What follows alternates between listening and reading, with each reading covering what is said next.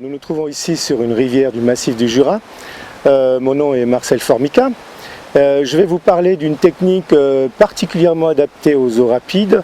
Cette technique, nous l'appelons aujourd'hui TS. Elle s'est appelée par le passé TLT. Elle a évolué et donc aujourd'hui, ce serait l'occasion de faire une partie de pêche ensemble. La particularité de cette technique, c'est quand même d'utiliser un angle de 45 degrés au moment où on tient la canne. Donc on ne va pas la tenir à la verticale, on va tenir à 45 degrés. Nous allons utiliser des cagnes assez courtes, de 7 pieds 6. Nous allons utiliser des soies assez fines, à savoir des T3. Largement suffisante pour la grande majorité des rivières de première catégorie française, puisque elles sont toutes larges d'une vingtaine de mètres grand maximum.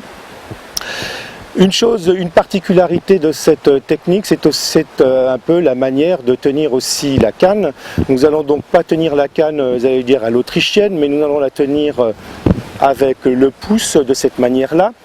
Nous allons donc utiliser notre pouce pour donner ce qu'on appelle le coup de fouet, et vous allez voir que pour un certain nombre de lancers, ça va être quelque chose d'assez important, puisque la soie va réagir d'une manière ou d'une autre selon que l'on applique ou non une force plus ou moins importante sur le poignet. Une autre caractéristique, et vous la voyez là, essentiellement nous allons pêcher avec des mouches de style parachute. Ces mouches de style parachute ont cette caractéristique, c'est d'être extrêmement visibles. Quand vous allez pêcher sur une rivière non rapide, il est important de pouvoir suivre sa mouche des yeux de manière extrêmement précise, parce que les gobages se font souvent de manière extrêmement discrète, et des fois on ne la voit pas.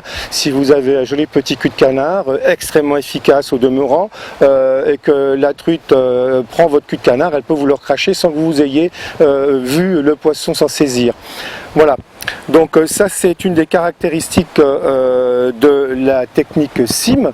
Qu'est-ce que je peux dire d'autre? Eh bien, les différents lancers vont se faire ce qu'on appelle à haute vitesse. Alors attention, ne pas confondre la vitesse et la force. Vous verrez que je vais appliquer très peu de force dans mes lancers. Simplement, la vitesse de la soie, l'augmentation de vitesse va compenser le faible poids de ma soie.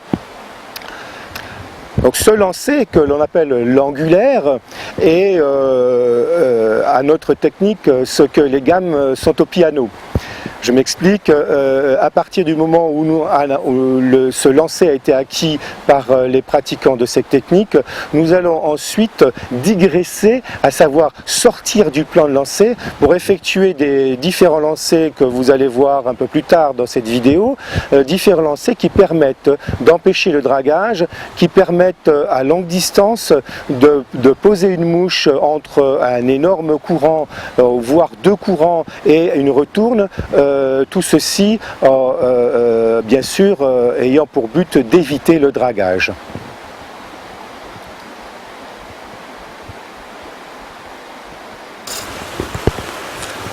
Ok, nous sommes ici sur un lisse, je pourrais appeler un lisse, mais qui est très trompeur parce que il y a beaucoup de courants et contre-courants, et donc nous allons poser notre mouche, ce qu'on en appelle en lancer courbe, à savoir nous allons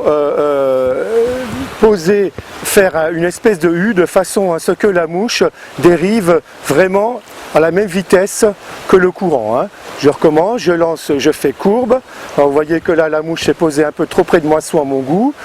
Voilà, donc voilà une dérive normale. Vous voyez que la mouche ne drague pas. Donc ceci est un lancer courbe. Il y a aussi un autre lancer un peu plus spectaculaire que l'on appelle le svirgulato, qui permet à la mouche de se poser à droite ou à gauche de la soie. Comme je vous disais tout à l'heure, le but étant toujours d'avoir une mouche